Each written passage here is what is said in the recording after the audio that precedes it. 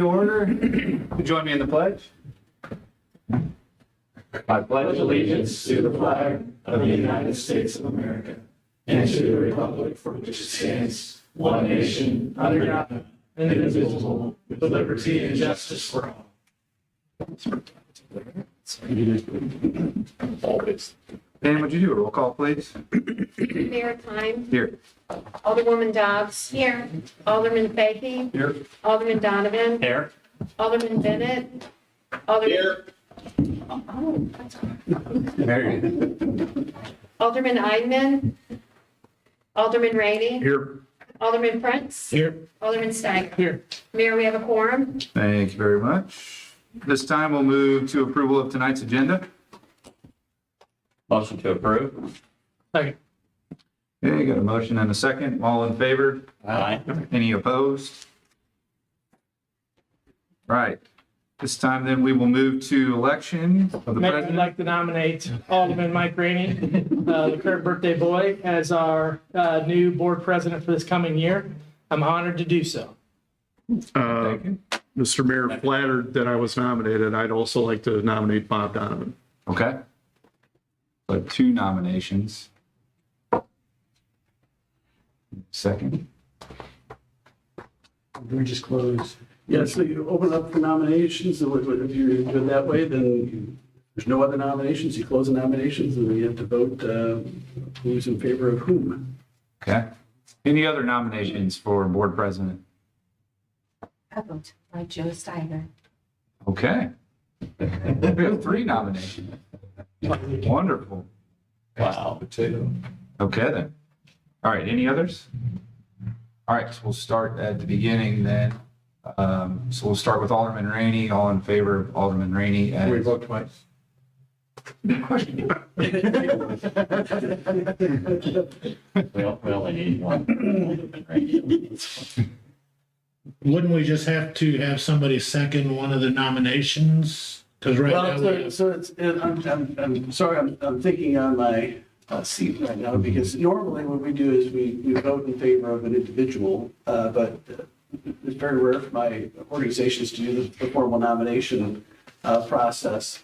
So you have 3 nominees, and I think, Alderman Dobbs might remove her, withdraw her nomination. She might, so make it a little easier. I second of course, I can always. nominations are already done. Nominations are closed, and I think that the best way to do it is to call the vote. Each person votes 1 vote for one of the 3 nominees, and we'll see if we have a plurality Okay. or a majority. You have 3 nominees, and so it's kind of like an election. It's like 3 people on the ballot. Okay. So then we don't do a roll call for that, correct? It would just be a voice vote or... I think a roll call would probably be the easiest. Okay. To say which of the 3 nominees you select. You can do the roll call for that. Okay. Well, I take the notes. Okay, that works. All right, we'll start then with the birthday boy, Alderman Rainey. Of the 3 nominees, Who would you like to select? I'm going to cast a vote for Bob Donovan. Okay. Alderman Prince? Just to stir things up, and he was already instigating stuff, I'm going to vote for Joe. I'm happy with my nomination. I would like to vote for Alderman Rainey. Okay. Alderwoman I Donovan? still stand. Okay. 2 for Alderman Steiger. Okay. Alderman Fahey? Alderman Donovan? Okay. And Alderman Donovan? The pressure. You still got Alderman Bennett. Alderman Rainey. Okay. Alderman Bennett? Alderman Steiger. I think we have a tie. That is a, yeah. Do we No, not? Joe has 3. Okay. The rest have 2. Okay. With Nothing against the others, but he stirred the pot first. I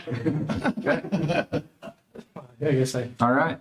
With that, congratulations, Alderman the Steiger. vote's closed because I'll probably, at the very next meeting, I'll probably be absent, and you'll probably be absent as well. So the very first time does that change anybody's votes? Nope. Okay. What do you do when you don't have the mayor or the board president to run a meeting? I think the attorney did. They vote among themselves. Yeah, you vote among yourselves at that meeting as a temporary mayor pro tem.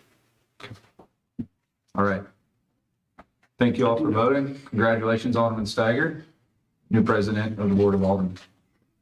Yeah, you're resume. All right, there you go. All right, presentations and awards, other than wishing happy birthday to Alderman Rainey again. Thank you. No personal appearances. We will move to the city. Can I second that? Yeah, you can get it on record. That our official act as president? I think everybody's ready for a long weekend. All right. All right, we'll move to the city administrator's report. Not sure if I want to do this or not. Watch yourself. I think they're on. So you have an updated report at your seat. Item 5, you have a budget calendar also at your seats. This will be for the upcoming budget process that we'll go through. We'll start with our 10-year plan that we're going to eventually bring to the board as a 5-year plan. Spell out what we're looking at for improvements, see if the board wants to adopt it, eventually get some public input on that. Then get into talking to the different department heads, eventually bring it to the board for approval. We'll have the department heads give their presentations on August 15th. So keep that date in mind. That is in between 2 meetings. We do it on a separate night because it takes about 2 hours to go through it all. We need to focus on the budget. And then we look for adoption in September. On those sheets is a questionnaire, and if you feel so inclined, please fill out and bring back. The sheets are front and back, so there is an area to fill out information if you want us to focus on things in particular for this budget. I'm not going to promise that we're going to be able to accommodate everything or anything, but we will do the best we can, and then that's part of the reason we have the discussion in August, is if we didn't put something on there and you're interested in it, then we can discuss it at that point. So that we can figure out a way to include it in the budget, we will. So please keep that in mind, fill those out. I'd like to see those back by the 1st of July. So you got a month and a few weeks to work on it. You got any questions, come by, let me know, call me, however you want to do it. And we'll work through it. Item 6, elected officials training conference. I know you probably received an email from MML on that. We have a little money left in our contingency fund. We can help pay for that. I can't pay for a room, but we can, if you want to do maybe a webinar or something, you can do that.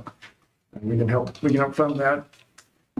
Also, I left at your seats, David Bova and I have been participating in the Comprehensive Economic Development Strategy from SEMO Regional Planning.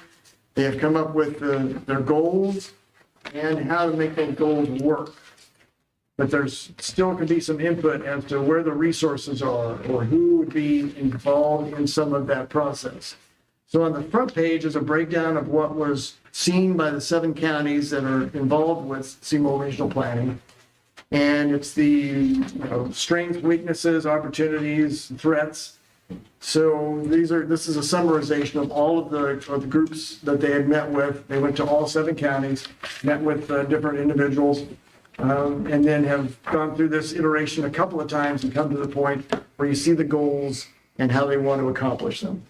So there are some things that you may see or you may not see that you want to have some questions about. But if there's something that you can add to who would help to achieve those goals that were left off. We talked at the last meeting, we didn't have anything in there about hospitals. And hospitals are a couple of the biggest employers in the area. So that's something that'll probably be added to it. So if you have some input, pass it on to me and I'll pass it to the SEMO RPC, or you can contact them directly if you want.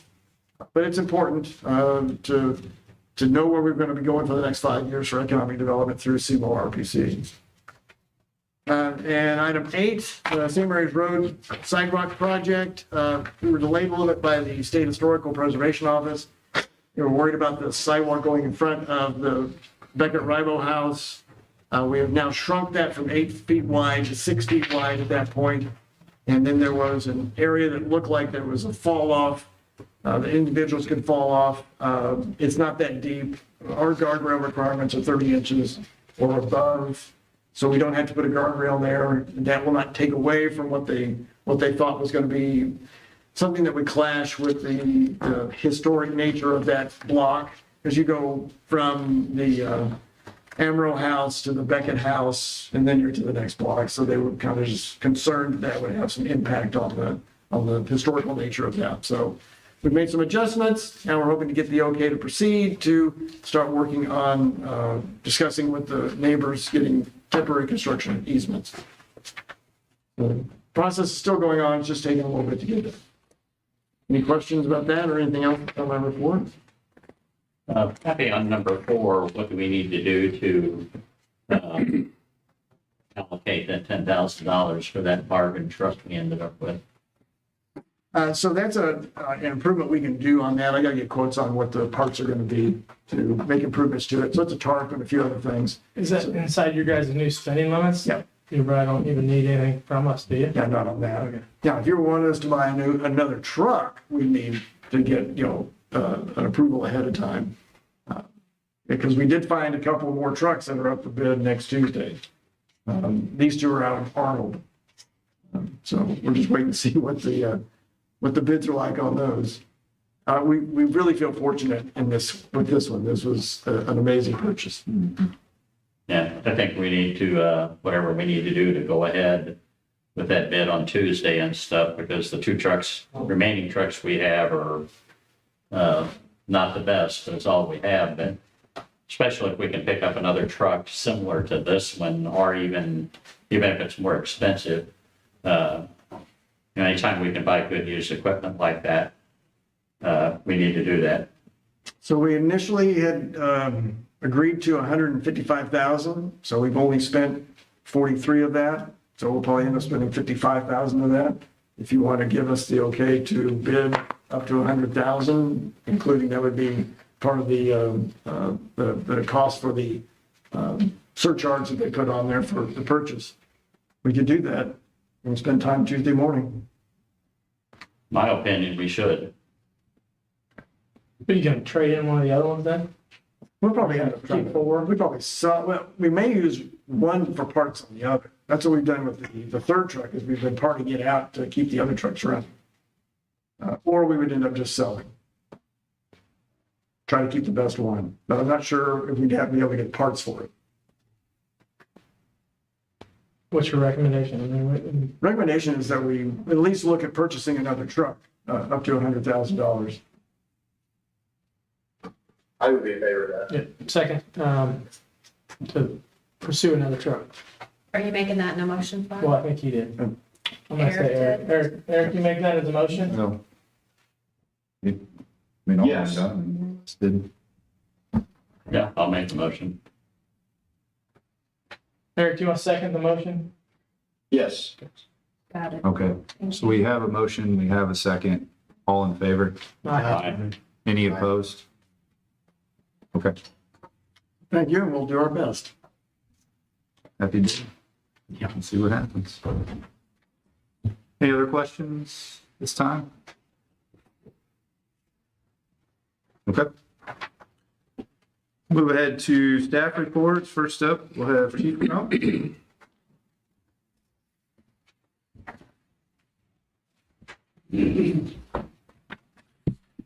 On the report I provided on the calls for service, that should be for April, not March. The K-9 stats are Marches. I didn't get April's in time from the officer. When I done the report, I put that we are at full staff. We are at full staff, but we did have an officer sustain a pretty serious leg injury in an off-duty accident. That's probably going to be out for several months. So we'll work through that with him. Equipment, body cameras are fully operational. In-car cameras are here. They should be installed and in service by June 12th. 6 digital radios will be installed tomorrow. And then we're currently working on 3 grants, which would be all zero match grants. One is for some personal protective equipment for the officers. One grant is for a drone. And then the other grant is for all radar units in the patrol vehicles. Other than that, not a whole lot going on the police side. What's changed in radar units? New technology? New technology, and then just the age of ours, we're starting to have issues with them. And then when you send them off, they don't want to do repairs because of the age. They used to give off a lot of electronic noise and radiation. Is that all? No, we don't have that issue anymore. It's just more just the age and the wear of them. Do police cars have, is the radar going all the time when you're driving around town? Yes, It is. correct. And it's set that automatically go off if somebody is what, just a couple miles above? It monitors all the time, and then you just lock the speed in it. Whenever it gets to a speed that you want, you just lock it in, but it's monitoring their speed all the time. Do we have the equipment that also monitors license plates and checks to see if We do not. we don't do that? Correct. We have that with our new camera system, we'll have that ability if we want to add that function later, then the in-car camera will monitor that and give the responses back through the car camera system. It's just an additional monthly fee.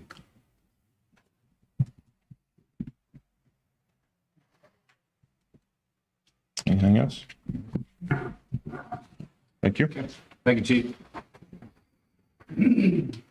Next up, we'll have Steve Wilson with Alliance Water. Evening, everybody. Happy birthday, Mike.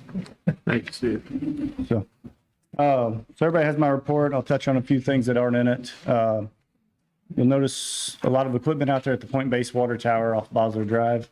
Utility Service Group is rehabbing that. It's drained right now. They're sandblasting, re-epoxying the inside. And when they're done with the inside, they'll move to the outside. From there, they'll move out to Highway M and get that tower done as well. So that is all part of our contract with Utility Service Group we pay for. So the other thing to touch on would be we have begun work at for the EV charging stations at the Main Street bathroom. All that is excavated. We worked second day with Chip Marzuko, who's the electrician on the job, assisted him with burying his conduits, getting everything set. Next phase will be concrete.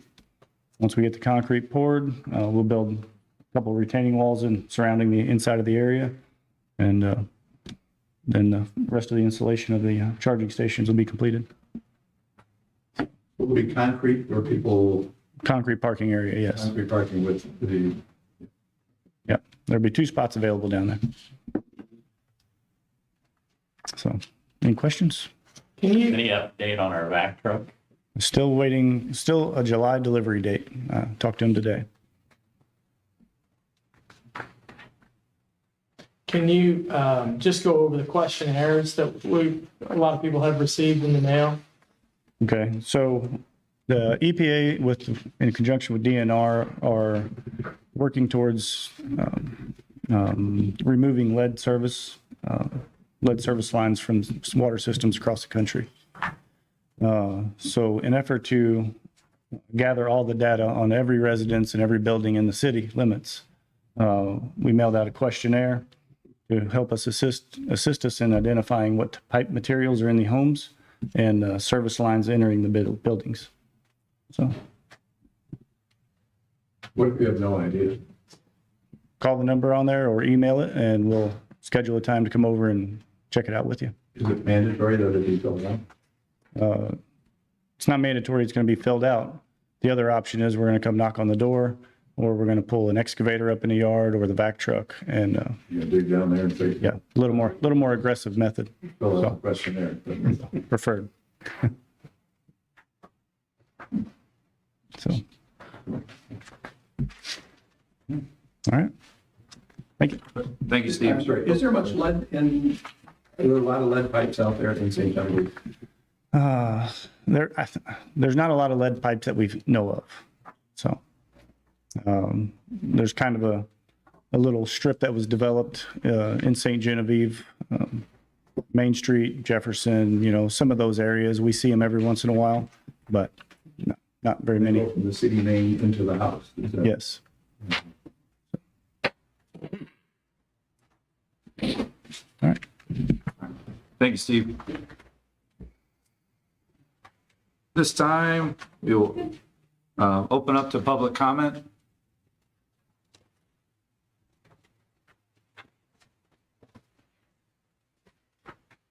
Okay.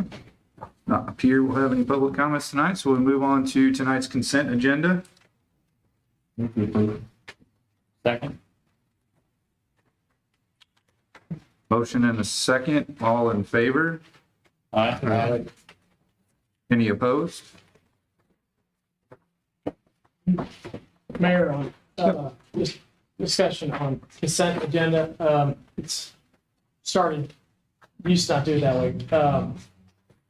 Are we, and I don't want to make meetings longer, but I mean, are we saving that much time to kind of consolidate these things and go through the consent agenda and not let people know who we're nominating for some of these committees and street closures and, I mean, I get the minutes and the treasurer reports and things like that, but is it something that we're that pressed for time that we don't want to?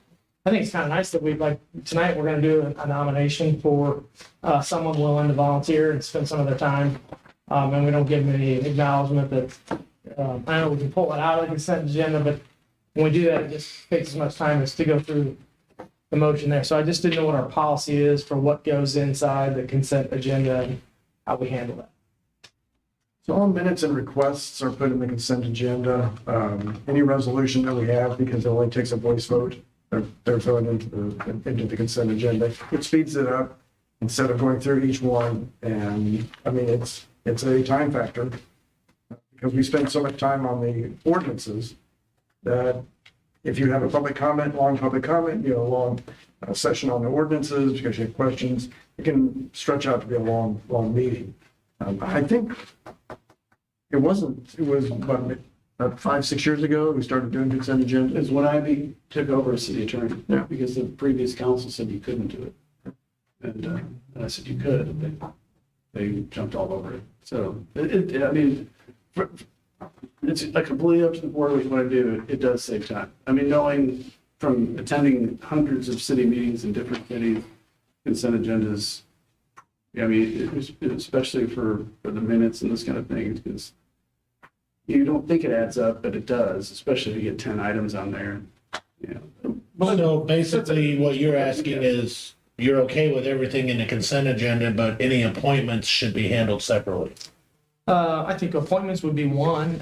Street closures, I think people would, I mean, the fact that it would get publicized and broadcast, I think it'd be nice to know that street closures were coming out. Because that's not something that people know. I mean, it's normally reported, but. If they, yeah. We could look at just putting it on Facebook or some other means of doing that. And then eventually, Text alert, right? It would, man, I hate the this. street closure stuff. We could do that. I mean, that's not emergency and that's, we can go that route. I've been trying to say that it's just emergency only type of setup. But I mean, so the agenda is published, so it's out there. And, you know, we don't do any individual recognition of people being nominated, but they've been asked to be part of one of our committees or commissions. You know, I'm for myself, I like going through the consent agenda and just getting that done. Let's move on. That's, I mean, that's what we get paid to do is to come and, you know, approve those things. And if I don't know, I just think we're small city government, and we're supposed to be representative of the people. And I don't know, especially on the appointments. I think it's something that those people as volunteers need to get recognized for their willingness to serve. And I'm trying to think what else besides street closures and appointments that are on there. I don't think too many other things that come up. License, I think. Yeah, licenses that you know, like, well, tonight that we had to vote on liquor licenses, so that was separate on a. it's new business. Yeah, that's under new business, so. You'll have agreements for like the floodplain maintenance properties, it's pretty common. Others minor written agreements you'll have on there. This is a whole myriad of things that you do put on there. But like I said, it's up to you all, and certainly if something's on, you know, when you get the agenda, usually on Mondays, any one of you can call at that point and say, I want that pulled off. That's the most efficient way to have something pulled off the consent agenda is calling ahead of time. Say, well, I want the third item off of that resolution or whatever off the consent agenda. That way, they're supposed to do amended agenda and it'll be a separate line item. But if you all want as a policy to do it differently, this is a good conversation to have and decide what you want to do. But you might want to give it some thought. I don't know. I mean, obviously you've been thinking about it for a little while, but Are you just looking for public recognition on TV, or are you looking for some other sort of public recognition for the folks that? I think they deserve it, I think they deserve it, the willingness to spend, a year, of their time or 2 year appointments on some of these things, so, it's a big commitment for those people to do that, and I think it's good, and I think the public needs to know who's serving on those boards, on those committees, so. I mean, we might be able to work something out with like channels 990, 991. They could post it on one of the channels and have that as running information of new nominees for the different boards that we have. Yeah, and you could advertise it. I mean, if you'd like to pull them out, then we can certainly consider it. I mean, that's, Yeah, I don't know, do you have to make an agenda change to pull those off the consent agenda, or can you do that the night of? You can do it either. I'm just saying it's so much, like you had alluded to, moving at the meeting to pull it off a consent agenda, you'd have to move to amend the consent agenda to remove item blah, blah, blah, second, and a vote. But instead of doing that, if there was something anybody wanted to really discuss, you can call ahead of time, talk to Happy, and as long as it's more than 24 hours ahead of time, they could post an amended agenda where it's a separate line item. And that's what I would always want you to do if you want to discuss things. But a lot of times, you don't make that decision until you don't have enough leeway, because by the time you have a chance to review the packet, think about it, and then make the decision, I want to discuss that, the time is, you don't have enough time to change the agenda. So Yeah. that's what you have a lot of times, but if it's. Because you can run short of that 24-hour notice. Correct, right. I think that is urgency. frequent enough, though, that we don't have them all that often. So if we need to pull it off on a Monday, that would be fine. Yeah, Oh, If- for sure. but I don't always check in time prior to 24 hours sometimes, I don't, you can't get into it through your phone sometimes, so, I guess my request, and I'll end it there, is that at least maybe pull the appointments out, from the consent agenda and vote on those separately, maybe going forward. I'd ask, maybe we'll talk about that at the next meeting, if you guys want to, put some thought into that, at least pulling out the. Or maybe just have a post on our Facebook for who is on these committees. Maybe that would suffice. Not even new appointments, just post who is on these. On each of the committees that we've got? Yeah. Well, any individual board member can thwart the consent agenda by just not consenting. So if any one of you feels strong enough to say, well, I don't want that on the consent I get agenda. enough trouble with the double readings, so. I'm just saying, but if you're looking for a consensus, maybe you think about it and just kind of talk about it next week and our next meeting, and if there's consensus to do it, just do it. I mean, we can just move all nominations to new business and just keep them off the consent agenda. That would be agreeable my to that. request, that would be my request. Okay. But on the plus side, we saved time having a consent agenda tonight, so.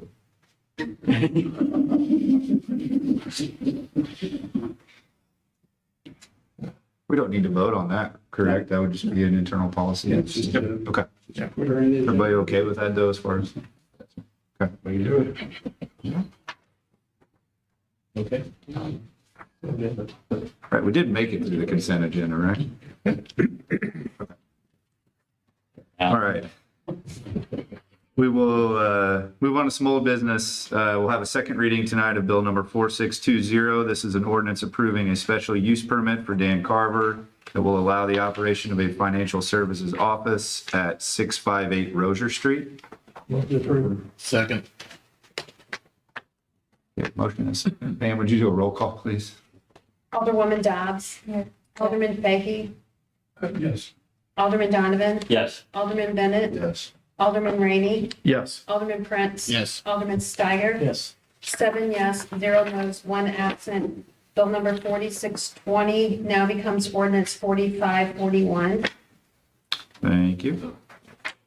And then that will take us also to a second reading of Bill number 4621. This is an ordinance authorizing the mayor to enter into an intergovernmental agreement for construction cost sharing with St. Genevieve R2 School District for water main improvements on Maple Drive from 9th Street to Virginia Street. Second. Motion and a second. Pam, would you do a roll call, please? Alderman Rainey. Yes. Alderman Steiger. Yes. Alderman Prince. Yes. Alderman Bennett. Yes. Alderman Donovan. Yes. Alderman Fahy. Yes. Alderwoman Dobbs. 7 yes, 0 no, 1 absent. Bill number 4621 now becomes ordinance 4542. Thank you. And then new business for tonight, you should have a list of the 2024 liquor license renewals. We're just looking for approval of those. Move to approve. Second. Okay, I have a motion and a second. All in favor? Aye. Any opposed? Any other business to discuss at this time? I'm just checking on, the bond committee, educational committee, if we've got anywhere on that as far as maybe sharing any information, what other municipalities have done. Were you able to do any research on that as far as what? So what I put together is the essentials of the information for the city's part of this. So what the bond is for, what it's going to pay for, that kind of stuff. Nothing that, is promoting it or pushing it out there. But we're going to try to come up with a one-sheet page of information that we can pass out, go to different groups and organizations and give that information out. I'm just trying to refine it to get it down to some bare minimum information, and then probably have to even cut it back from there to get an infographic type of page to hand out, just something simple that people can see. When do you think it's going to be completed with that? And, Hoping next week. I guess I thought there would be you'd want some more input from others involved in that, or you're just doing that on your own. If anybody wants to look at it, I'd be happy to email it to them, but I inundate everybody with so much stuff. I don't want to, keep throwing stuff out there, but I can. This is really important though, Abby. I mean, I thought we would have more by now. And I guess I'm disappointed that we don't have more. I really don't feel like as a group that we're that ready to get this initiative out and pushed out in front of the public. We're in the middle of May and we've been working on this for a while. And I thought we were going to have more for sure by this meeting. We talked about it at the last meeting. So yeah, I get that sent out. Along the same lines, the IDC is trying to put together kind of a task force regarding the bond initiative. They did reach out. They've scheduled a meeting to be next Friday, the 31st at 8 a.m. They did invite any representatives from the Board of Aldermen that would like to join that meeting. Will be at the Progress Sports Complex. And that's at 8 a.m. next Friday, the 31st. So anybody that would like to join for that meeting is obviously more than welcome to do so. Are we going to have any of our material ready to have at that meeting? I'll have the information that I think they'll be able to use. Yeah. When do you? I don't know. I'm still working it out, and I just got somebody hired to do the infographic information. I mean, we don't have anybody on staff that can do what we need to do to make it look good. So We do have the fact sheet though that does have some bullet pointed. And what I've showed you, that's what I'm going to send out to everybody to A look little at. bit of a summarization of just high level overview of what we're trying to do. Right. And the goals. But internally, I don't have anybody that can create it like I need for it to be created. So we'll work on that. So is this something that the IDC can take the initiative to put out there, or? Absolutely.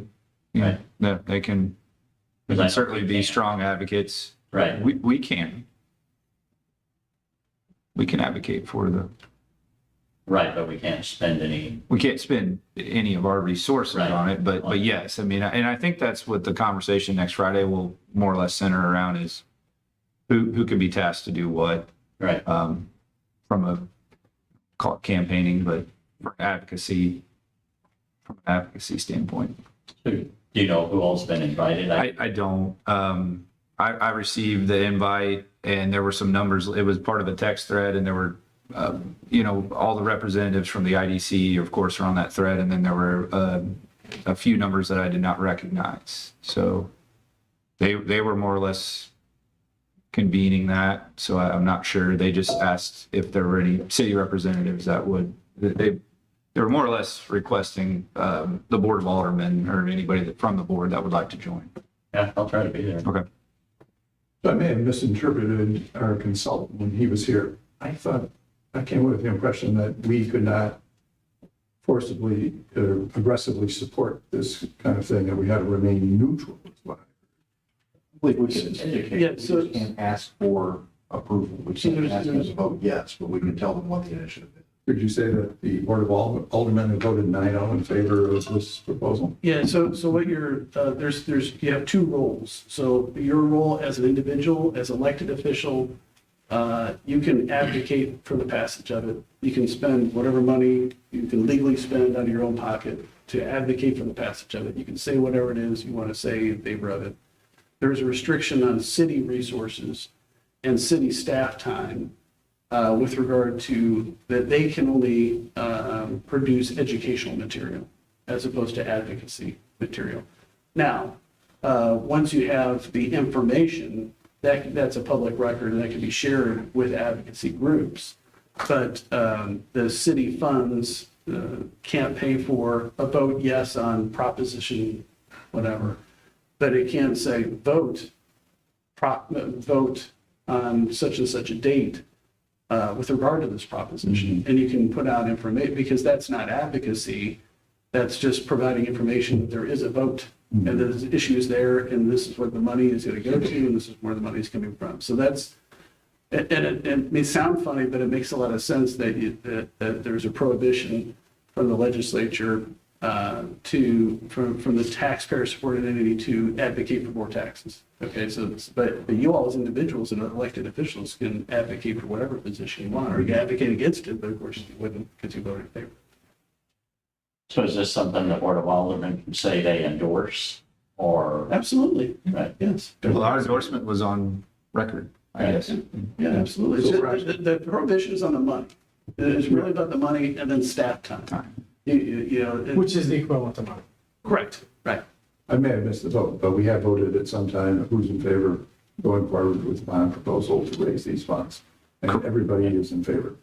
Correct. I believe that was a unanimous vote. Who have we identified as our advocacy groups?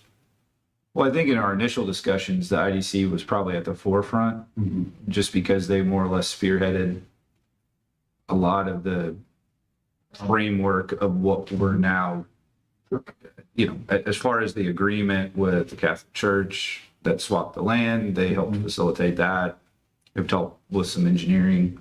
So we got that. At our approval, they were able to help. Who else would be advocacy groups that we would be talking to? The Chamber of Commerce would be certainly a large, I would think that would be a good network. Some of your other civic organizations, Rotary Club, Lions Club. I mean, we voted to let the IDC basically represent us in those negotiations. Yep, and discussions and interviewing or bringing potential development plans or developers to the table so that we could then discuss with them. So I think we start there and then see where it kind of grows as far as. Well, for instance, the Rotary Club, would the Rotary Club take a vote and say that they are in favor of this, and then that would be disseminated as? They would, I don't know how they would vote, but yes, they would do that as a group. And They could, if they wanted to put out an endorsement for it as a club. Now, really, I think more in the individual, advocating to the individuals of the club or the organization could even be just But it as would be important. pretty effective, I would think, at some time to say the following groups have voted in, recommend in favor of this bond issue. You would list the Lions Club, so that I'm average citizen, I look at that and say, my gosh, everybody in town is supporting this. Right. Yeah, I think that will be powerful. I would 100% agree. So Mark, does that make any difference if it's a tax-supported entity that we would ask to be an endorsement or? I'll provide advice as what the city can do. You can ask anybody to support whatever you want to support. Since we have a representative of the school district here, I was thinking about asking them. So, yeah. I knew that was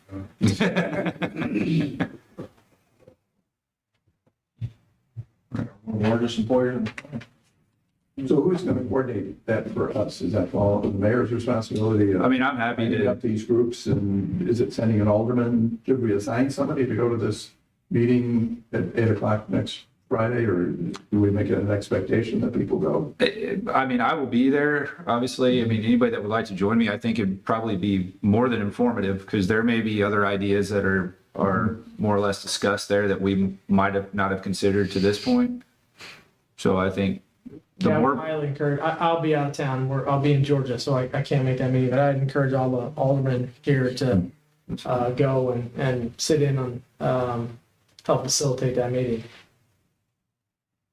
and I think the more, obviously, the more strength, we have strength in numbers, right? So the more people that we would have representing us at certain meetings like that. And I imagine this is the first of many that we will probably have. So I think, August will be here before we know it. do we have any issues with a quorum situation with that?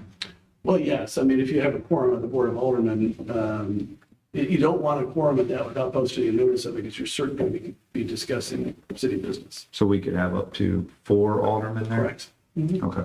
Yeah. Sounds like we have a couple that won't be able to make it, but how about if you guys wouldn't mind letting me know if you are able to make it, that way make sure we don't tip Oh, it. then I'll try. There'll be city funds for travel. Travel to the Progress Parkway meeting. And then I think from the meeting, what I'll try to do is summarize just some thoughts that were discussed there and maybe some ideas moving forward. And we can kind of summarize the idea. I can send that out to the group as a collective so you guys can kind of get an idea of what we discussed and maybe some marching orders or action items from there.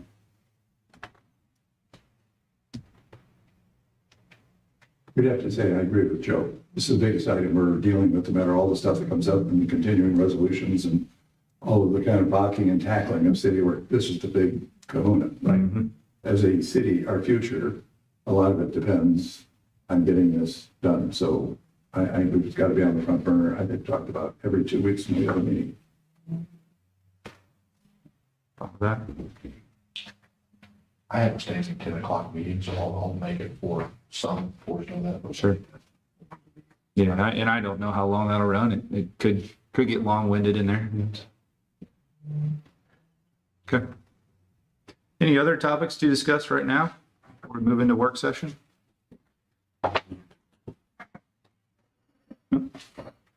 Okay. This time we will adjourn into tonight's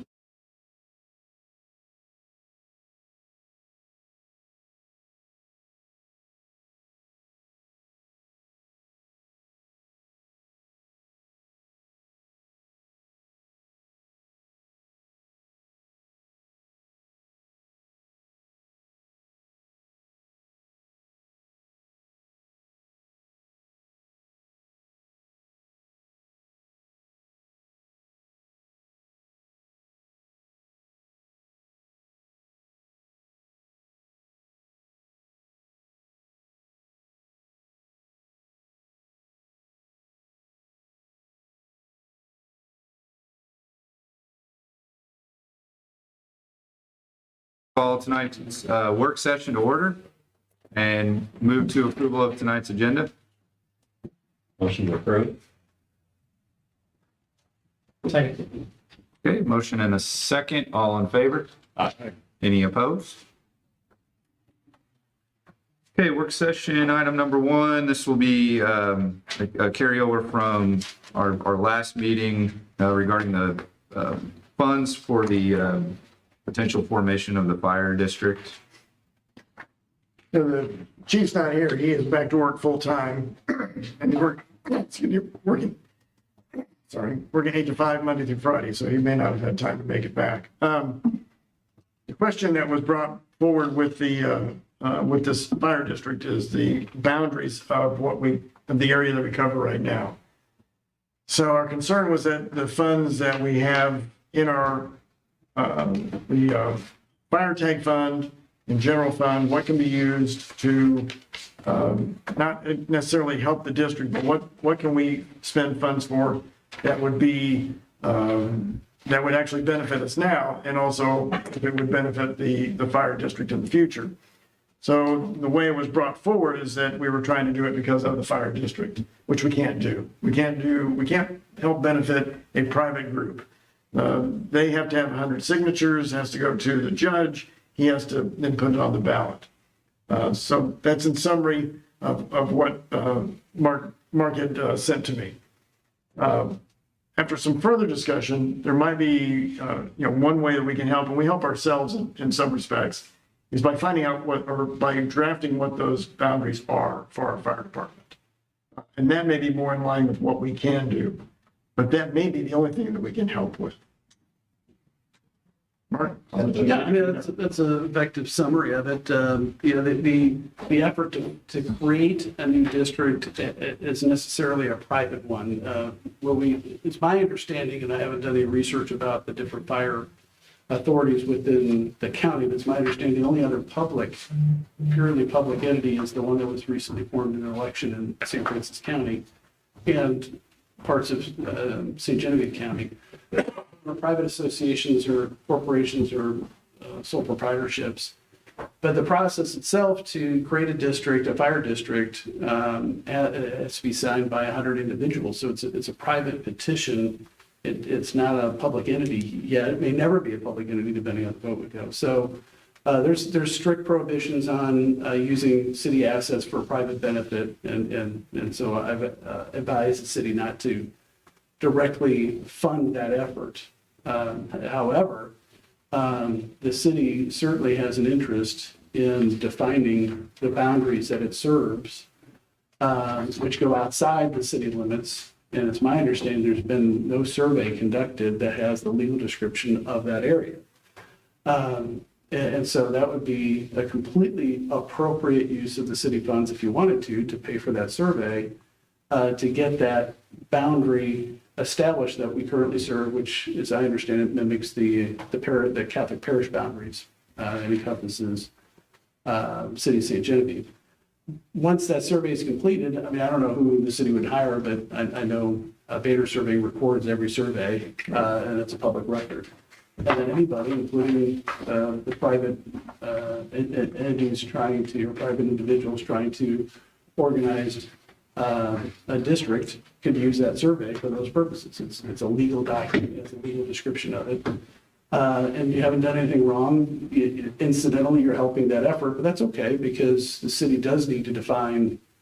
I actually think the city does need to define more accurately its service area where we're selling the fire tags. And so I think that's an appropriate use of city funds. And I think that would probably be, obviously it's an expense. It's not a simple survey. It's a rather large one.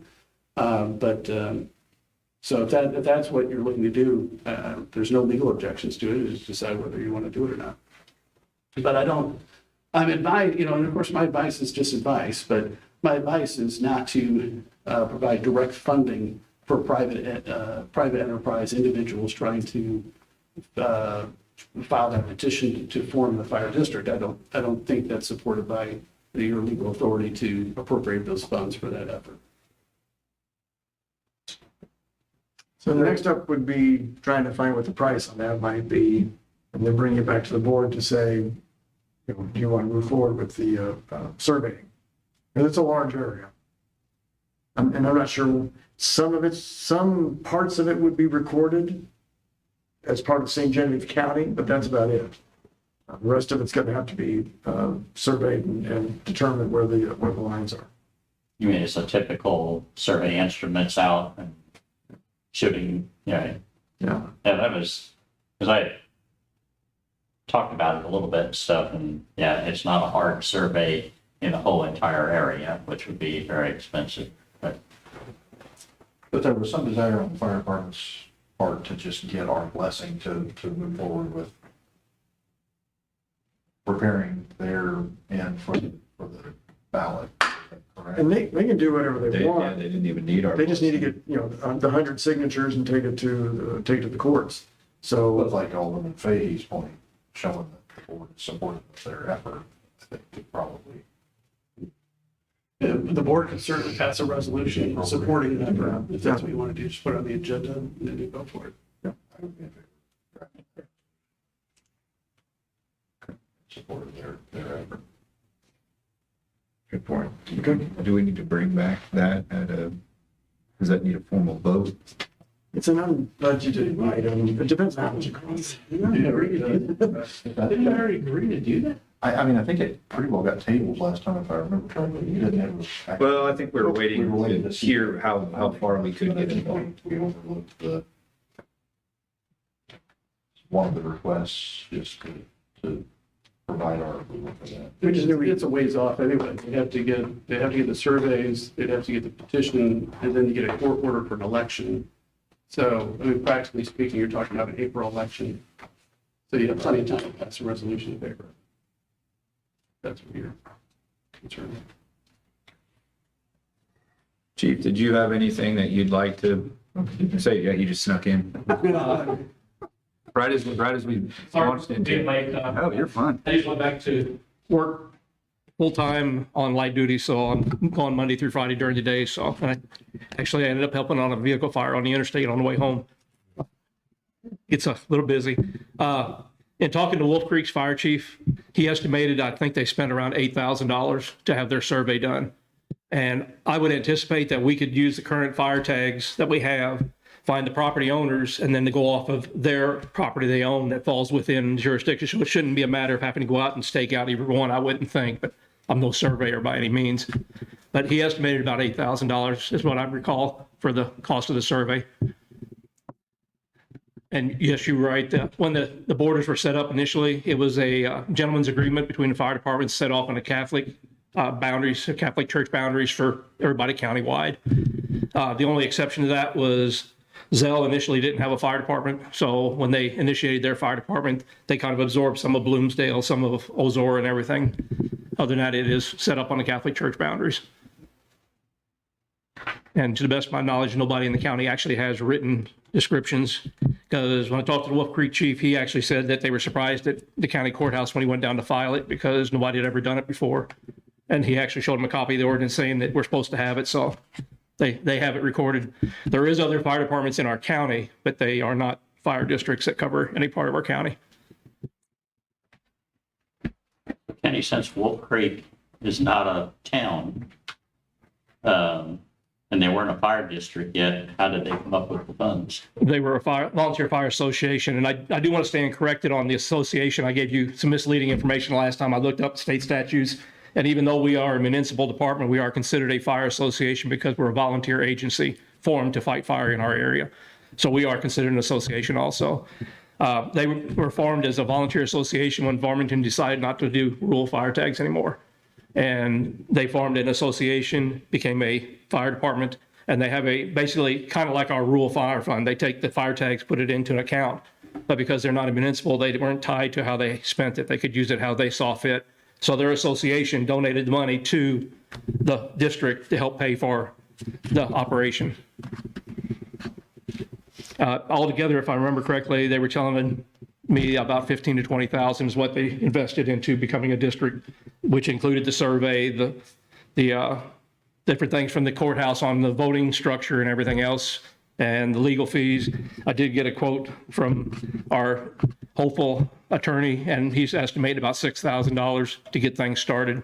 So we have a estimate of $6,000 for retainer fee that we would have to come up with on our own. But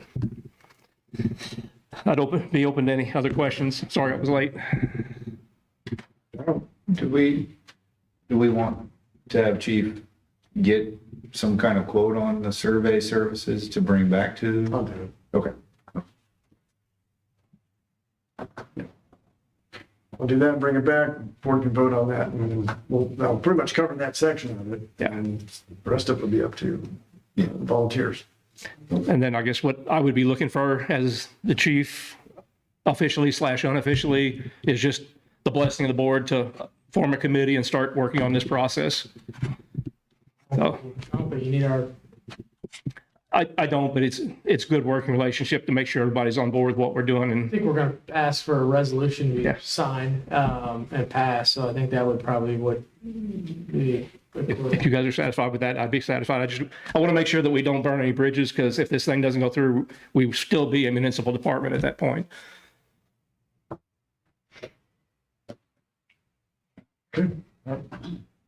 So if we're still a municipal department at that point, does our boundaries still hold then? They would hold until the point where a countywide district would possibly do it. It's my understanding that even if we had the boundaries, if we're not falling within the municipal coverage area of the city, and fire districts formed in the county, they could actually come in and take our rural area, is my understanding. I may be wrong on that. But right now, the way it sits, if we do go for it in April, which is what the county's attempting to do, then they would honor our borders and not try to cross over, because you really can't vote a district in with two overlapping things. So they would give us at least one more year. But it's my understanding that if it would fail, and they wanted to, they could bring it to a vote of the people in that outside coverage area and be adopted into their district, is my understanding.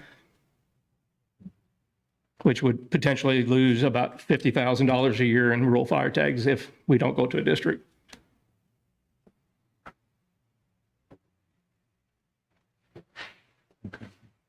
Well, Chief, when you get that ballot out, let me know. I'd be happy to sign it and join your committee, and let me know about any fundraising activities towards that $6,000-ish for the attorneys. I'm happy to support that. The one thing that I probably ought to talk some more to Happy about is finding out about the ethics, what's involved in what we can do legally and everything as far as being part of the city versus how we do this. So I'll get with Happy and we'll figure that out for sure, what we're allowed to do and what we can't do, and make sure we're following all the rules too. I appreciate the support. And we have a couple ideas of some people we'd like to put on the committee, and I would be open to that as long as it's allowable. Perfect. Any other questions at this time? Okay. Okay, thank you. All right. Thank you, Chief. You need me for the rest of the. Okay. All right. We'll talk about it. Yeah, go ahead. Night, everybody. Have a good holiday.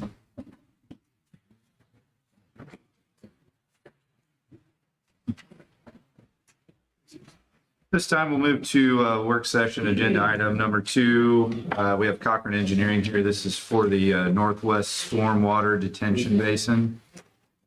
So we've had discussions about this. We've talked to the landowner once. Some changes were made when we brought back the plans to the board. Now we've gotten to the point of the initial plans are done, cost estimates are ready, and we got folks from Cochran here tonight to talk a little bit about it and answer any questions. Correct. I'm not Dave Van Leer. He couldn't make it tonight. He apologized for not being here. I'm Ryan Johanning with Cochran Engineering, civil engineer there. And then Thomas Lay here is also a engineer there at Cochran. He did the design plans. So any questions I can't answer, he should be able to answer. And if we both can't answer it, we'll get with Dave Van Leer and get you guys the questions and answers as soon as possible. You should have larger sheets at your seats to go through, look at. So the board asked for an expanded area to look at grading and increasing the size of the detention basin so they can be more of a regional detention basin, and then use it for other projects that are going on in the area. Correct. We look at sheet C1, their site grading plan.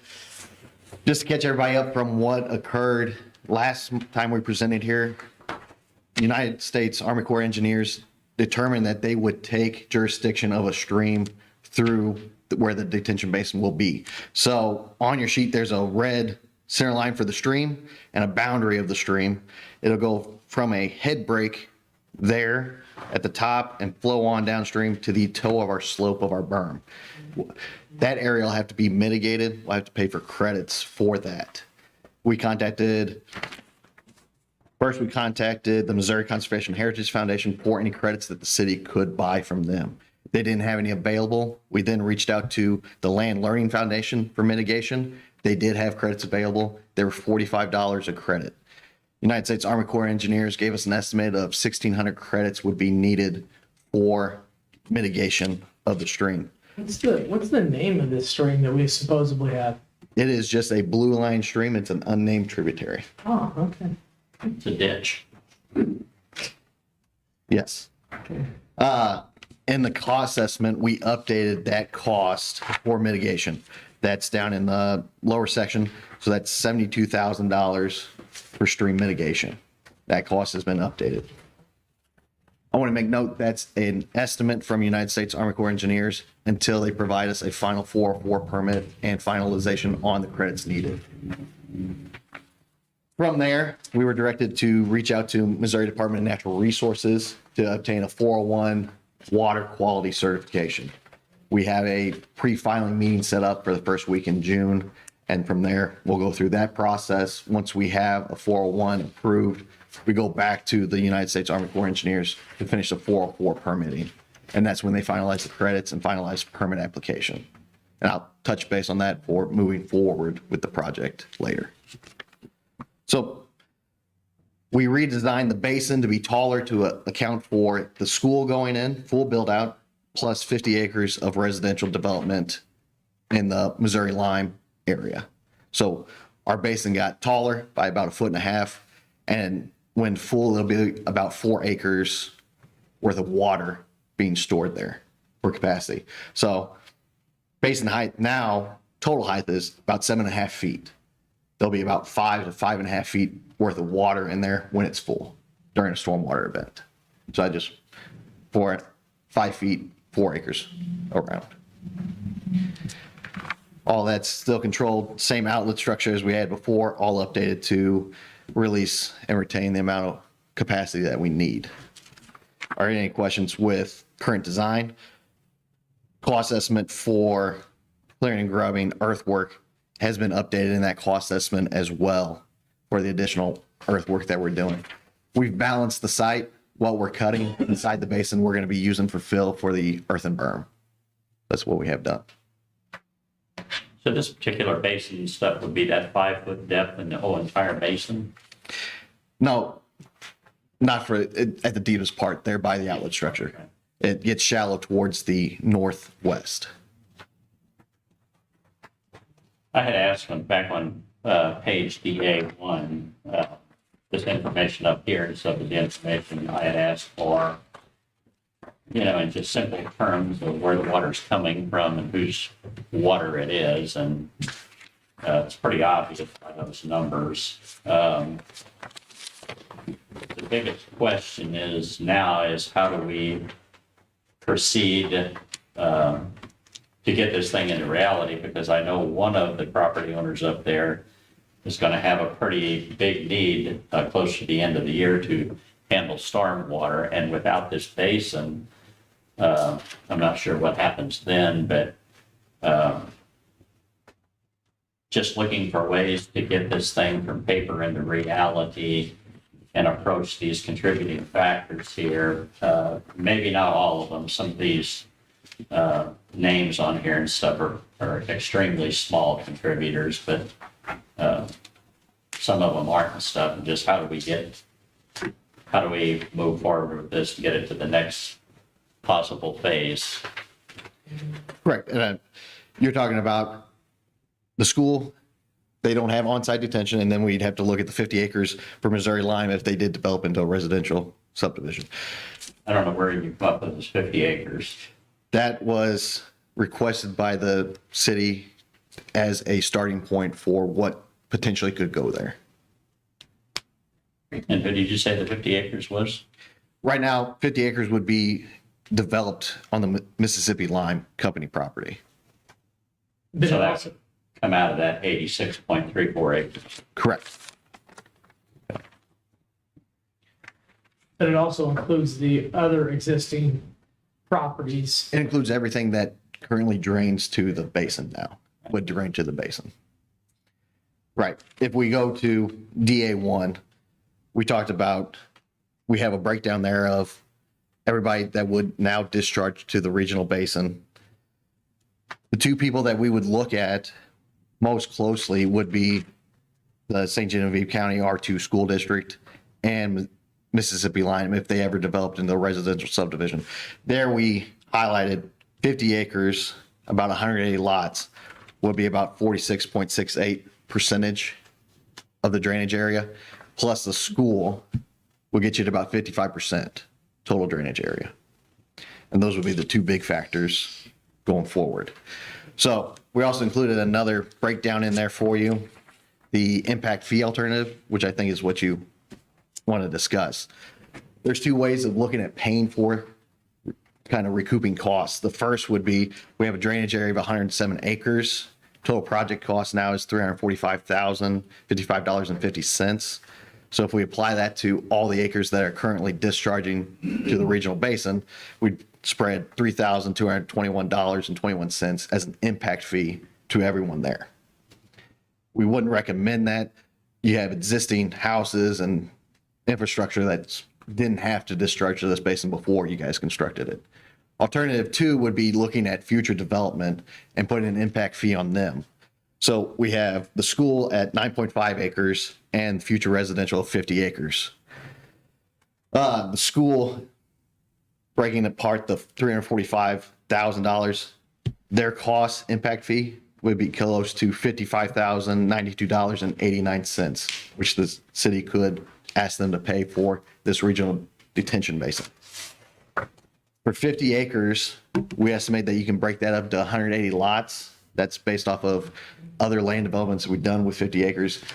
That includes on-site detention, so a developer could potentially break up into more lots, maybe less lots, larger sizes. We're estimating 180 lots. So the remaining project cost per acre of $289,962 would be broken up across that 180 lots.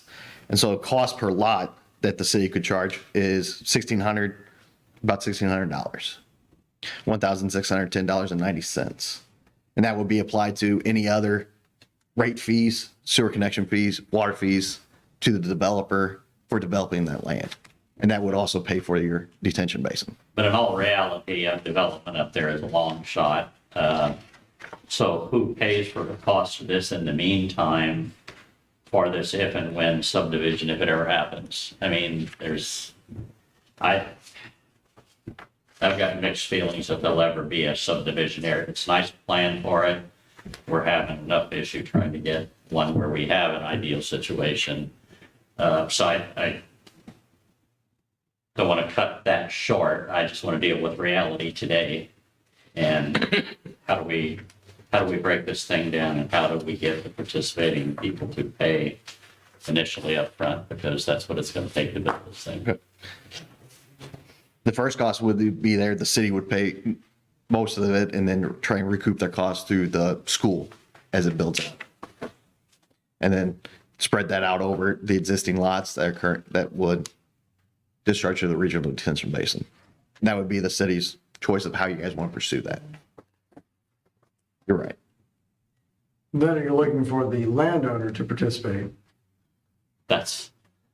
You're looking for Missouri line. That's what I'm getting at. I just haven't said it yet in those words. But, and I don't know, and just using the school as an example, a $55,000 number, I don't know what it'll cost them, without this project to build their own, but I'm not sure it would cost that much maybe, but just looking for a real situation here of how to get this thing done. Then you take the total acreage and divide it up into what that is, and then you're just going to waive it for existing homes and then apply whatever that number is per acre to the size that the school has.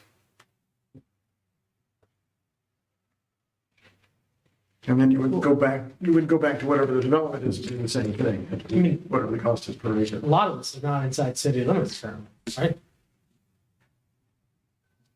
Correct. Most of it isn't. Yeah. Right.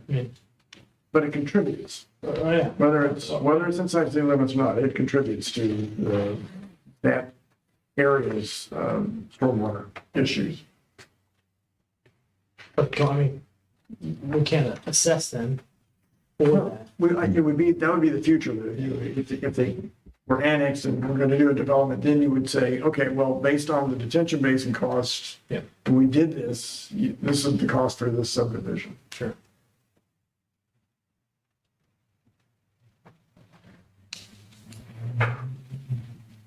I mean, this is, just going back to the jurisdictional determination by the Corps of Engineers, is that something that can be appealed? You cannot. They've stated that it's a blue line stream, that they do have federal jurisdiction over it. This is the rights of water, Waterways. Waterways. yeah.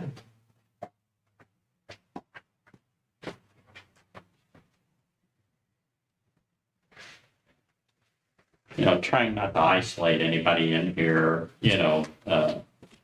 these handful of property owners are incidental contributors. I mean, little or nothing and stuff. What we're trying to do here is to protect the people downstream, and we're asking for somebody else to pay for it. That's the issue here, and how do we get that point across to the major contributor, of not going and saying, hey, this is your problem, you gotta pay for it. We want a partnership, we want to come up with the city being a responsible person in this. But there again, the people that we're benefiting are people that are down the line that are not even in this area. And I hate to say go to them and ask for funding, but I want to look at all possibilities of how to get this thing done and how to pay for it. Understood.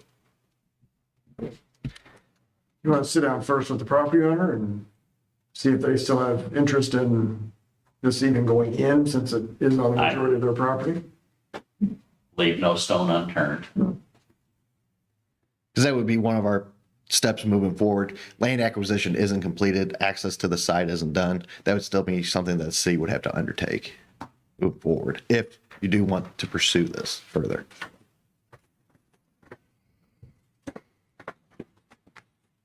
Correct me if I'm wrong, there was a previous iteration of this design that was smaller in scale, correct? Smaller scale, but we didn't have two things included with it. One was the Corps of Engineers amount and the engineering that was included in this. That's why this number is significantly higher. And But Corps of just- Engineers was They came in and said that we needed to life-changing. increase the capacity.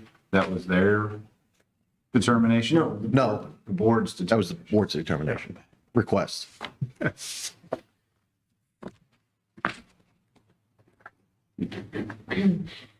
Happy, is this something that, I don't know really how to ask this, but rather than us go to Mississippi Line, can we ask our engineer to go to Mississippi Line and bring this up to them and ask them, this is what we found, and What's the ask? I'm sorry. I'm not sure what that.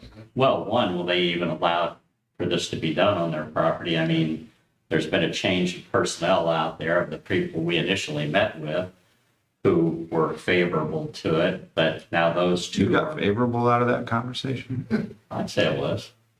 I mean, We looked at that in two different ways, I think. I felt like we were a fly that they were trying to swat. That's what I took out of that meeting. well, the CFO at the time was in favor, but he's no longer. He's no longer there. I'd say he was open to it. Right. I'd say. They didn't expressly say no. Yeah. They didn't get up and walk out of the meeting. No, they do. But they did say come back when you have your engineering and have your plan set, and then we'll talk. Right. I mean, were we going into this eyes open thinking that they were going to contribute to this? Because I feel like They that. knew we were doing this engineering. They knew we were, preparing for a possible project there, and they never stopped us. The only thing they did ask us is, they asked us to wait till the crops were out, so we could do a more detailed survey of the property. Again, I'm not throwing anybody under the bus. I'm just. Oh, no, that wasn't what I was getting at. Right. I feel like if we went into this thinking that they were gonna contribute to this, I feel like that was, I can't imagine that they would. I mean, maybe, I could be wrong. I'm just So looking for that first step to get this thing. Yeah, no, I agree 100%. Contributing area though, on this engineered drawing is 80% from Mississippi Lime. I mean, that's not in dispute, right? Matter of fact, we would say you can't dispute that, right? Right.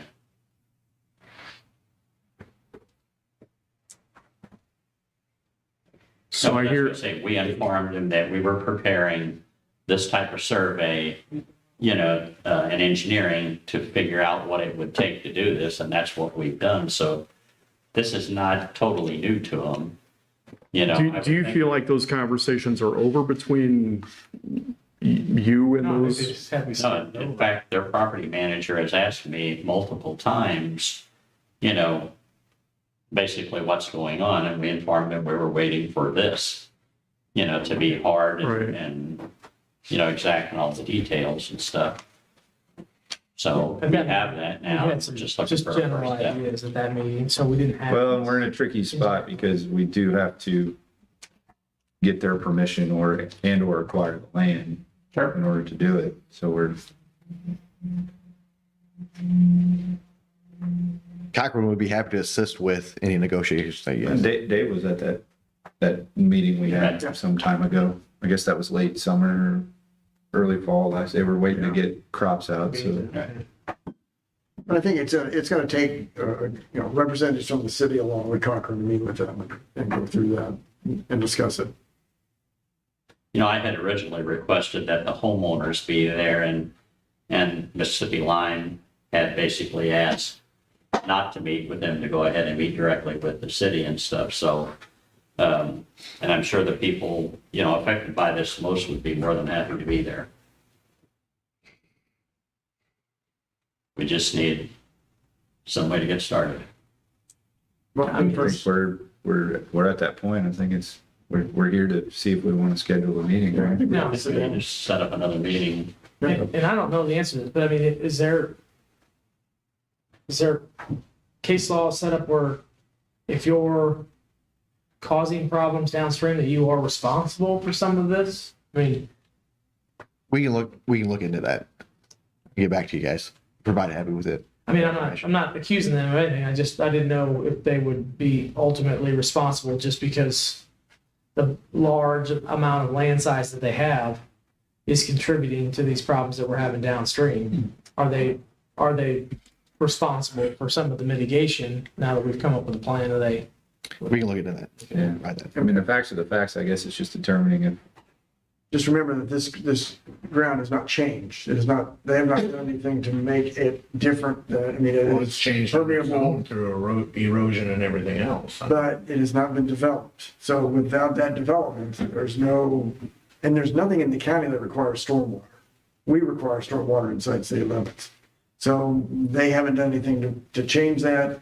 If they had done something, that they may have been liable at some point, but it's an open piece of ground. When we first met with them, we just had a preliminary, of what needed to be done, and they seemed favorable and stuff. But like I said, we told them we were gonna, have an engineered plan, detailing this, and that's what we have now. Now's the time to move. But I think Cochran being there would be very helpful, if not leading the meeting. But, we had asked them for a partnership. We didn't say any specific things. We asked, this is a partnership because, the people downstream that are initially affected by that are those people. But this stream ties into another bigger stream and flows all the way through town. So there's multiple benefits, just not six property owners right below this. And it's always been a problem, it's just now being looked at and addressed. It's not something, it's not a new problem that we're just dealing with. So, I mean, it's been ignored for many, many, many years. Well, the board has taken a different approach rather than so-called kick the can down the road. We've decided to be proactive in things like this. The particular area out by Shoes, another situation, and another one, in another part of town is going to be harder to take care of and stuff, but they all involve other people, and other people's property and other people's things and stuff. But we as the city have to protect our residents and stuff. That's why we're doing this. So, Bob, I don't know what your experience was in the meetings and all the work that you did to get to this point, but I think it would be awkward to have anybody but us spearhead that. Like, Cochrane support for sure. Like, hey, can you show us the math? How did you get to? How do you explain that? 80%, 80.6% of this issue lies in this area. I think having that support in our corner is great, but I think to kind of set up a sacrificial lamb and have them go and ask a question just because we don't want to ask it. Am I wrong? I think that's an awkward approach, right? Well, it's hard to, Go ahead. it's hard to approach, somebody like this. I know in the meeting it was, we knew the fact of where most of the water was coming from, but we didn't want to isolate anybody, but any suggestions, anything possible to get this thing moving is welcomed. Well, and they had plenty of questions at that meeting too for Dave when he was there. So I assume that this will lead to even more questions. What was our original estimate that we were planning to spend for this? 50,000. 150? Yeah. Smaller iteration of course, right? Smaller, it was, smaller retention basin, we didn't have the Corps of Engineers, we didn't have engineering included. We've got the school here, so we want to bring the school in on this. I mean, we already knew we were going to spend 150 on this, so we're $200,000 away from completing it at our cost, right? So we want just do the 9.5% contributing area property owners. Do you guys have any input as far as how you guys want to handle it? Because I know you guys have to come up with a stormwater plan if we don't go through with this, so I guess, get us closer on numbers so we kind of see where the gaps are. Do you guys know where you guys were going to be spending for a separate stormwater plan? I think much like you all, we were waiting on what this was going to be before we spent the money on an engineering plan on what putting a retention pond on our land would be. So now that we have these numbers, we'll be able to estimate that and see and do a comparison. We definitely will need to pay. Yeah, I mean, it saved you a bunch of land space that you could use for other purposes instead of having it for retention. Yeah.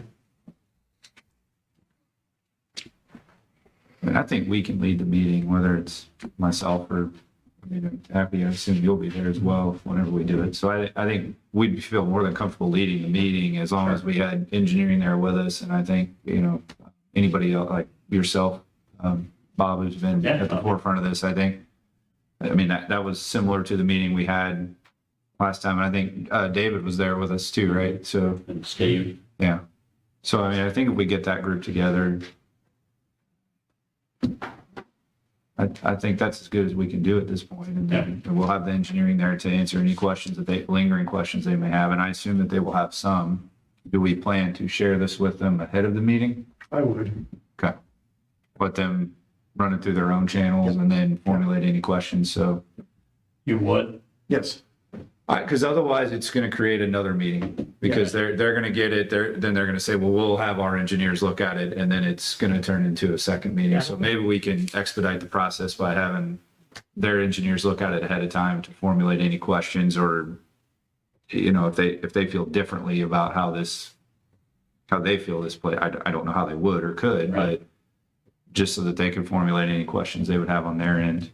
I know there's summer coming on and vacations and stuff like that. I know it took a little time to get the last meeting to get everybody together, so we just need to plan accordingly there and let everybody know as soon as we could, but, I don't know, does anybody feel these small property owners, I mean, I think it's tough to go to them now. Yeah. And ask. Unless they make an improvement, I think they're, it's a cost that we absorb. Almost grandfathered in. Right. Right? Thank you. I mean, you could take just the total amount divided by the 350, and then you figure those are gonna be the city's responsibility, because they're existing.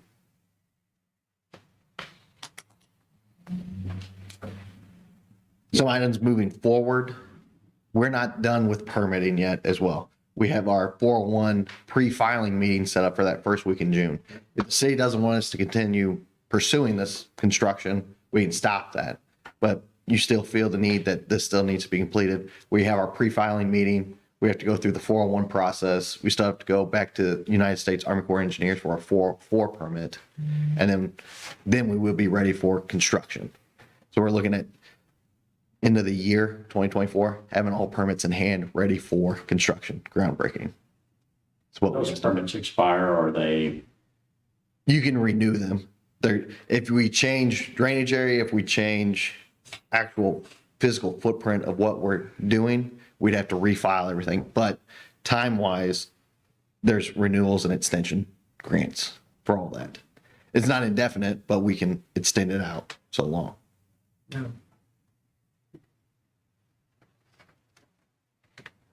We probably need to keep moving forward because the school needs to know what to do. 100%. right? Well, and I'd hate to see the school spend the money to do their own detention basin if we don't get it, and then this basin come to being and stuff, and then, we kind of lose a partner there. So I don't know what the feelings are as far as the permits and stuff, if we, Oh, we keep doing it. Oh, I think we keep pushing it, for sure. Yeah. That's how we'll pursue. So are you gonna share the engineering with Mississippi Lime and then or how do we want to do this? I'm gonna share it with Nick, say, we need to get a meeting together, see if he can get with his people, whoever is gonna be their representatives this time. We pick some dates and then we kind of coordinate something. Okay. We may meet at the firehouse again, depending on how many people it's gonna be. And you were wanting to have homeowners at that meeting? well, just The ones for affected suggestions. homeowners, the ones that are downstream? Just looking for any way to get positive impact. Go ahead, either way, I was just asking. I mean, they'll probably push back on that, I would assume. I mean, my interpretation, was Mississippi Lime didn't want to meet with them. They just felt going directly to the city was the most progressive way to do this and stuff. I mean, at this point, I think that's jumping the gun, but if we have to get the citizens involved to help support our side of it to them, then we can, but I don't think we should force that issue right now and just see what. Yeah, I would tend to agree with all of them. See how this first meeting goes, take their temperature and then. They are more than willing if needed. Sure. Is our only leverage with Mississippi Lime the good neighbor argument? They're under no legal responsibility, just want to say, you guys owe one for the bidding, this is all flooding downstream, and can't you cough up 80% of $345,000? Yeah. Yeah. Do we have a silver tongue fox on the committee? I thought I know. You nominate yourself. Like what you said. What did you say? That's all right.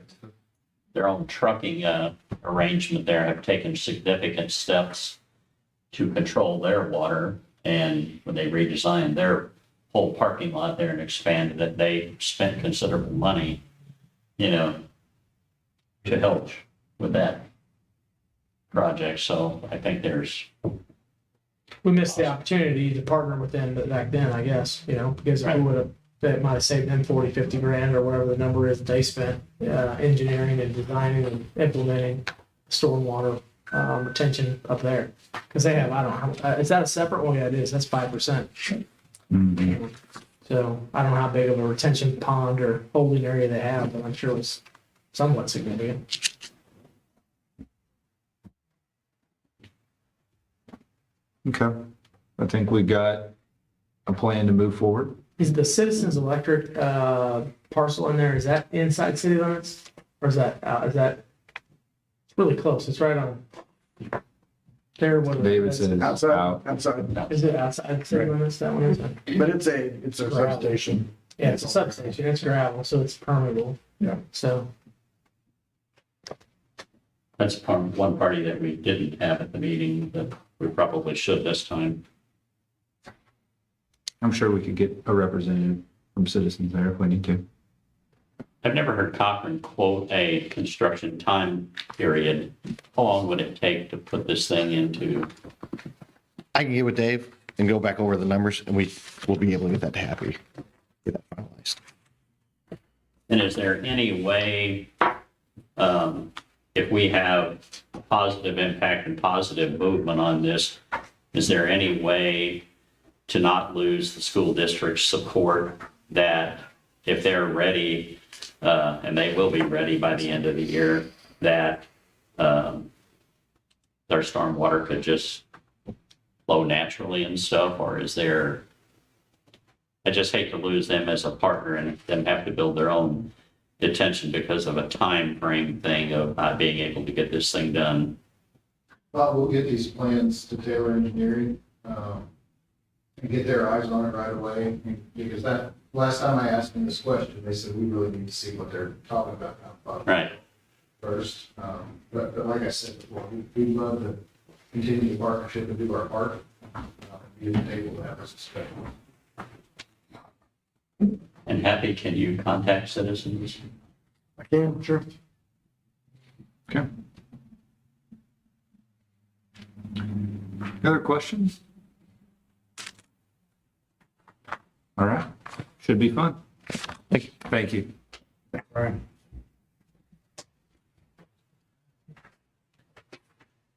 Okay, work session agenda item number 3. This is the Maple Street extension. So we're staying in the same area. And this is whether we would like to consider a concrete alternative to asphalt.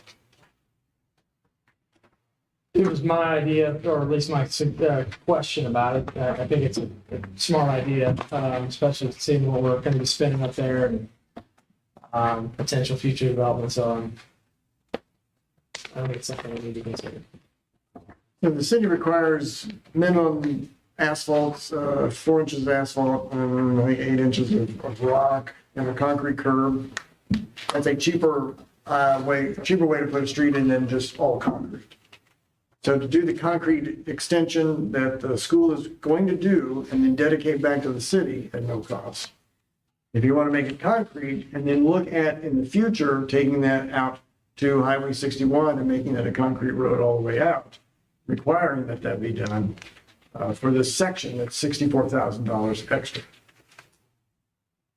So that would have to come out of your street fund. Joe, I understand your desire to look at this number and stuff. And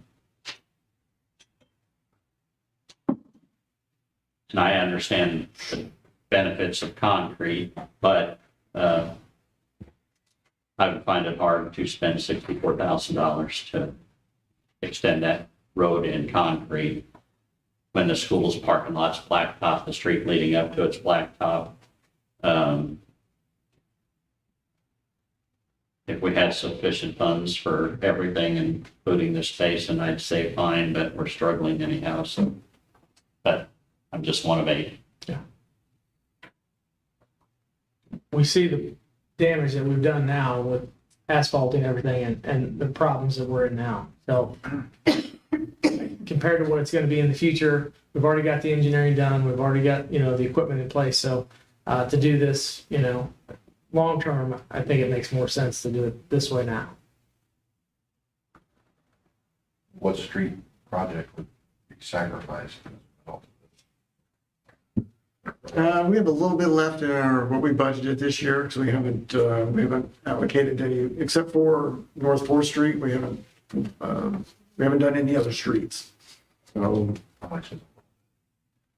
about 64,000. Yeah, because we're at 120,000, out of 200,000, 123,000 for North Fourth Street. So the remainder of that can be put to this. As I recall, we have 1.2 million of streets needing significant repair, for which we have 200,000, We've got more than 1.2 million. but even more than that. Yeah. Oh, yeah, we're probably, It's, Well, at one budget meeting. we talked about What we were thinking needed to be done immediately. yes, Immediately. yes, And we had you're correct. 200,000. Yeah. To do that. So, I mean, 60,000 to make something a little better. We're so short, I think is, Well, our own engineer estimated, our total street repairs or whatever was over 10 million. yeah, I mean, that was the bottom. Yeah. Yeah. It's going to be heavily traveled. That's the part that concerns me. yeah, school buses, trash trucks, semis. And then after, if, that extension ever gets done, we're gonna be having even more traffic go out there. It's an investment now. Our streets can't get much worse than what we have now. I agree with Joe. You guys have any input? Well, I always prefer to build it right the first time. Yep. So where are we going to get the money when the rest of Maple Street needs to be rebuilt? Oh, we're seeking a bond That's issue right way now. more than $64,000, but. And that street has been rebuilt in the last 20 years. It's a wide street too. What's that? It's a pretty wide street too.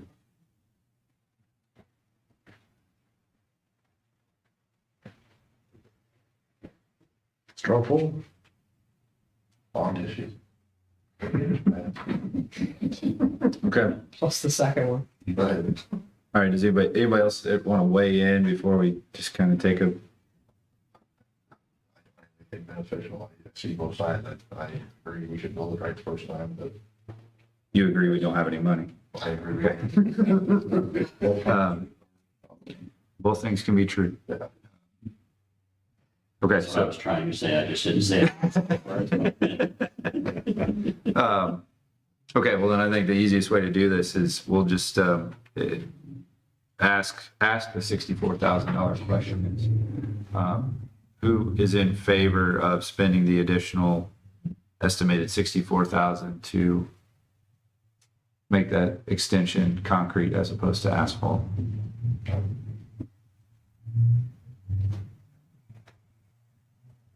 Okay. And who is not in favor? Guess we'll get that up button. Oh, That's right, Bob. All right. Would appear that we made the decision 4-3, correct? Yes. So it comes back to the board anyway. That's Yeah. another intergovernmental agreement. Or we'll probably just do an amendment to the other one, including that as part of the costs. So it's possible it could still not. It can still get shot down. That's good. This could be fun. I like that. Lively discussion here. It's damned if you do and damned if you don't, so. I see both sides of it as well. I know we don't necessarily have funds overflowing in the budget, but we're in a position now because we painted ourselves into this corner in other places. So I guess to rephrase my question, the $64,000 we have left of but money this year, how many projects could we do with that that would not send those on? Not that much. Most streets are gonna cost 100 and some thousand to complete. They're gonna, yeah. So, if we had 50% of the streets in St. Genevieve concrete, we'd have a lot fewer problems. we'd have a lot fewer problems, and I'd agree, but even when we did the Chadwell Lane thing, which was benefiting our business and another business up there. I was against spending that $25,000 on concrete. I would have rather spent it on lighting, Chad, a little bit. The board voted to put concrete. And that's held up. That is the one thing you can point out, is that it's held up I well. mean, you look at Road Street, 500 block of Road Street, we just put the damn street in, and it's alligator, and it's a piece of crap. It's our newest street, I think, and it's horrible. I mean, in 2 more years, it's gonna be in sad shape. That's one of those that needs to be rebuilt. Yeah. All right. We will move on to final agenda, a work session agenda item, and that is, we're taking a look at the false fire alarm policy. So we have it as an ordinance that we charge people, charge businesses for more than 3 false alarms. The fire department's had some issues trying to explain why they have, that businesses have to do that. So what I'm looking at is adopting an administrative type policy, what you see in front of you. Just wanted you to be aware of that. Somebody may have questions about it, but it kind of explains when the false alarm falls into play and why we charge people for it. Mainly comes down to you put people at liability. The city's a liability, and the firefighters themselves coming to the firehouse are a liability. So we don't want to get false calls. The fewer calls that we have that come to the fire department that they have to respond to that aren't going to matter, it also cuts down the amount of calls that they have to worry about. The current isn't just pertaining to fire alarms, isn't it any burglar or fire alarm? I don't have it in front of me. All of the fire. It's any false alarm. Right, okay. If I can, I looked at the alarm and we went into a little bit more. I've been working with Happy on this, going into a little bit more specifics, because being volunteers, we got guys leaving for work and everything else. And the one is geared more for the police department. It doesn't really cover like smoke in the building from vaping and all that kind of stuff. So we were just trying to be a little bit more specific and rule out any possible arguments. That's our basis is liability, the liability of the police car street across town. Not any different than the liability of a fire department. I agree. And if anything, we've probably got a little bit more exposure because we've got potentially more people on the road. And the guys are taking on personal liability themselves by driving their own personal vehicles. I can amend that, include it in there if that's part of it. The idea is just to have, they need to have somebody check this before they call it in or it's called in, so that we're cutting down on that response. So basically, this is just clarifying what we already have on record. Yep. So have we really collected any money from this previous? Yeah, I'm not sure what the numbers are, but Probably not much. not a lot. I mean, it's not that big. I mean, the cost is not that high. I mean, we didn't make it where it was excessive, an excessive amount. I think it's $30. Well, it is if it keeps happening, and the more false alarms you have, the higher the fee is, and it gets costly at that. I'm sorry, go ahead. I was just gonna say, the previous administration never did really follow through with it, but over the years, we've gotten more and more alarm systems in the town. And where this all kind of started from was back in 2021 and 22, we had 2 problem childs that between those two locations, we had probably 35 calls in a 1-year period. So we started, since there's an ordinance on file, the fire department would start submitting the things and enforcing the ordinance that we have on file. But the problem I've had is now that we're enforcing it, people that we've had some issues with are starting to complain that, hey, all of a sudden we're starting to get billed for false alarms. And some of them are wanting us to, as soon as they find out it's not and they cancel it, then it's no longer considered a false alarm. Well, we still have people on the road and we're still moving that way. So we still have liability as a city and we still have personal liability for our guys. The only caveat or bad part about doing this is I do have some concerns because I think there's one agency right now that when they get an alarm, are canceling it and then going to look to see what it is. But in that case, if there is a fire and they've already canceled this, it's on them. It's not on us because they've canceled it because they have to give proper passcodes to their occupants. So without naming any names or anything, any of the ones that we have assessed the fine to, do you find that prompts them to be more proactive in having their alarm service company come out and service their system to make sure that the malfunction is fixed? Yeah. Or to put boxes around the pole stations so that? Yeah, our two main problem child that was this was in position for, we're down to maybe 2 or 3 a year now, where we were running 15 or so a year on those. And we did have one that was under construction about a year ago that we ended up running like 7 or 8 calls because of dust from drywall and things like that. And I even went over there and coached them on how to protect it during the daytime, cover them up with a piece of plastic. So if it does fire, it melts away and it still sets off the alarm.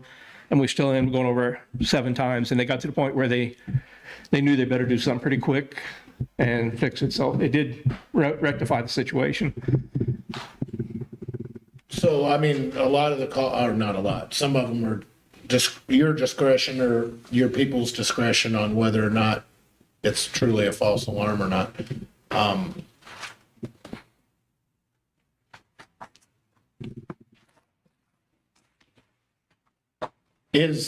Do you find the majority of the problems is defective equipment or Human error. an employee or, human error, somebody jumping the gun? You know what I'm, It's probably, the ones we have problems with is probably 50-50. Some of our more common ones are popcorn being burnt and steam from showers. And then other ones where they've had an alarm.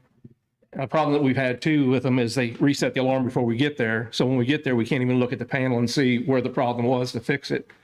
So it's kind of a combination of the two. The biggest thing we're looking at is trying to slow down the number of alarms, and it has worked. But what I do also, one of the people that we're having some issues with has multiple buildings with multiple alarms. And what I've been doing is writing them up per address.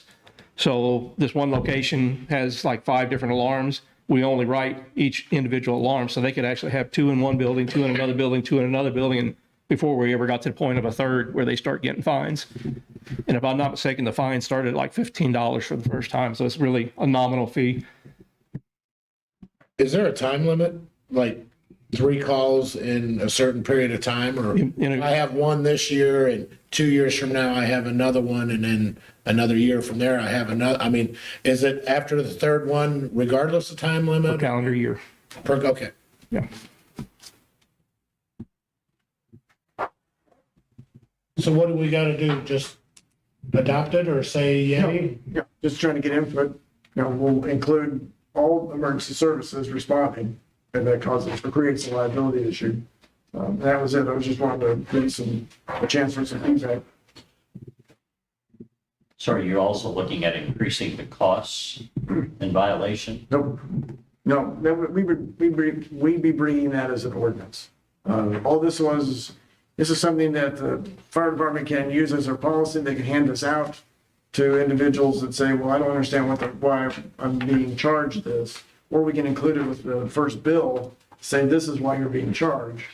And until they have an understanding of our concerns from our point of view as to why we think, it gets excessive after 3 alarms, that you need to do something about it. You need to control it somehow. So do we have a policy basically where the more calls they have, the more they're being charged per call, or we just, okay, I didn't know what the charges are. Yeah, it's nominal, but it goes up every time. I'm one to say, I may be wrong, but I think once you get up to like 6 or 7, it gets up into a couple $100. But that takes numerous times to get to that point too. Hopefully they correct it after the first warning or 2 and that we don't have any more issues.